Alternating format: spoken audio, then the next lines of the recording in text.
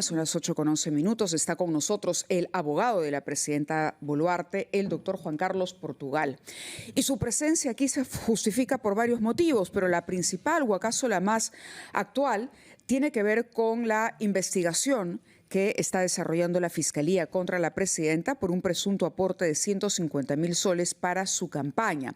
Ella tendría que declarar en octubre por estos hechos ocurridos durante la segunda vuelta del año 2021. Esto quiere decir antes de que ella fuera presidenta de la República, incluso vicepresidenta o ministra. Muy buenos días, doctor Portugal. Muchas gracias por estar con nosotros.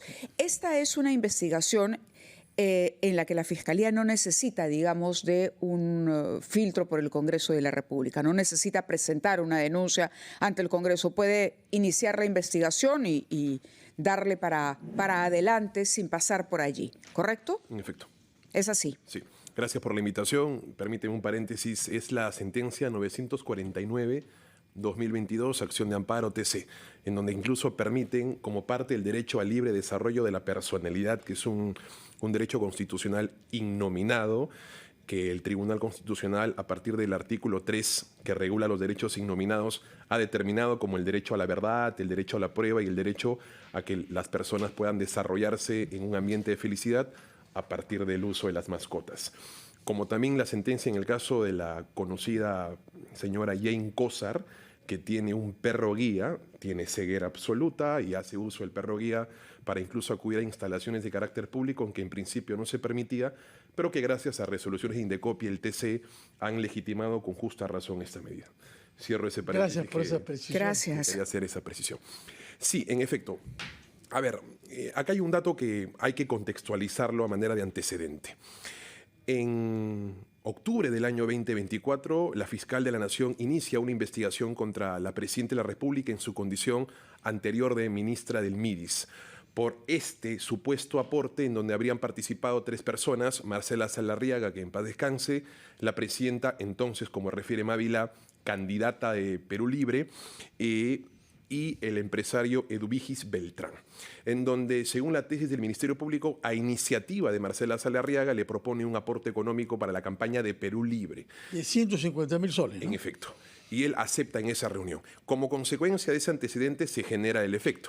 Y es que, según la tesis de la Fiscalía, habrían habido 2 contratos beneficiados a la empresa Corporación Belsen, de propiedad del hermano del aportante, del supuesto aportante. Beltrán, ¿no? Efectivamente. El caso se investigó por más de 8 meses y 148 actos de investigación después. En abril de este año, la fiscal actual, Delia Espinosa, archiva este caso y determina que la presidenta de la República, en el fundamento 68 de esa disposición número 7, el 15 de abril del presente año, determina que la presidenta de la República no ha direccionado ni directa ni indirectamente algún tipo de provecho hacia los contratos, algún tipo de beneficio, algún interés direccionado hacia esas empresas.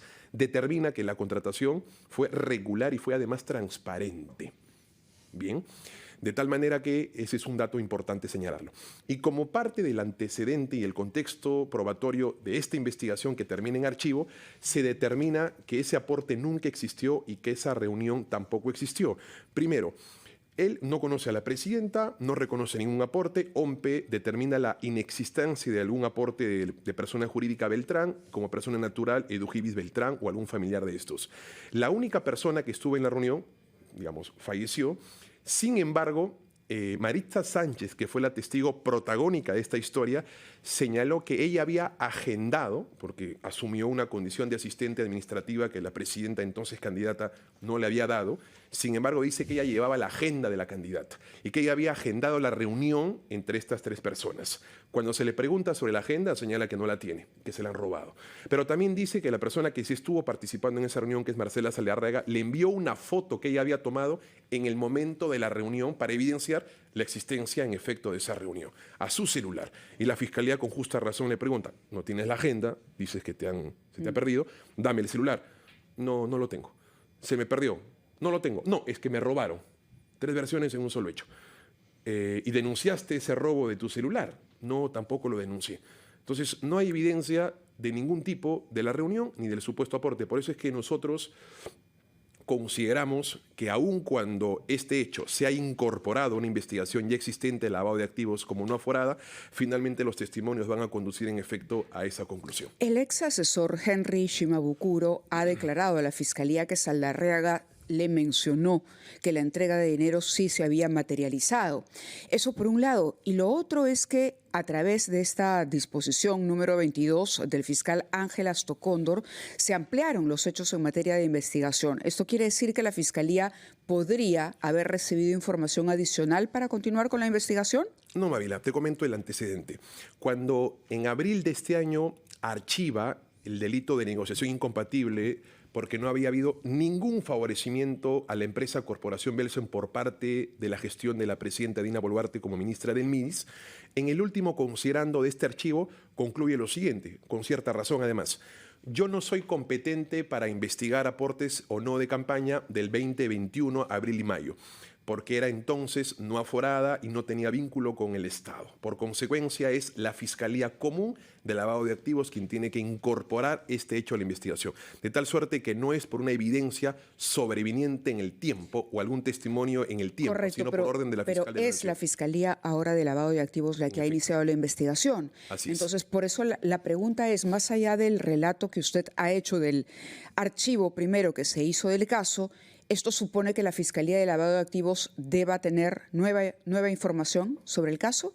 La disposición que apertura y que nos notifican el día viernes no da cuenta de ningún testigo, no da cuenta de ningún documento. Simplemente que por orden de la disposición de abril de este año por parte de la Fiscalía de la Nación es que él tiene que ampliar ese hecho de investigación. Muy bien. Por mandato superior, no por evidencia sobre. Ir a una pausa, por favor, doctor Portugal, después de la cual nos dirá si es exacto o no, que de todas maneras, aunque usted diga que no hay sustancia en la denuncia, la señora presidenta tendrá que en octubre prestar declaraciones ante la Fiscalía por una parte y quisiera por otra que nos diga qué funciones tuvo ella en general durante la campaña de Pedro Castillo a fines del año 20 y principios del año 21, porque esto desembocó en lo que algunos dicen que es dinero que se le ha dado directamente, 150.000 soles, pero al parecer tuvo otras responsabilidades en la tesorería de esa campaña. Yo quisiera que nos diga qué es lo que sabe usted sobre ese aspecto. Bien, nos vamos a la primera pausa. Hacemos relación de noticias y venimos hablando de una nueva investigación de la Fiscalía de Lavado de Activos a la presidenta Dina Boluarte.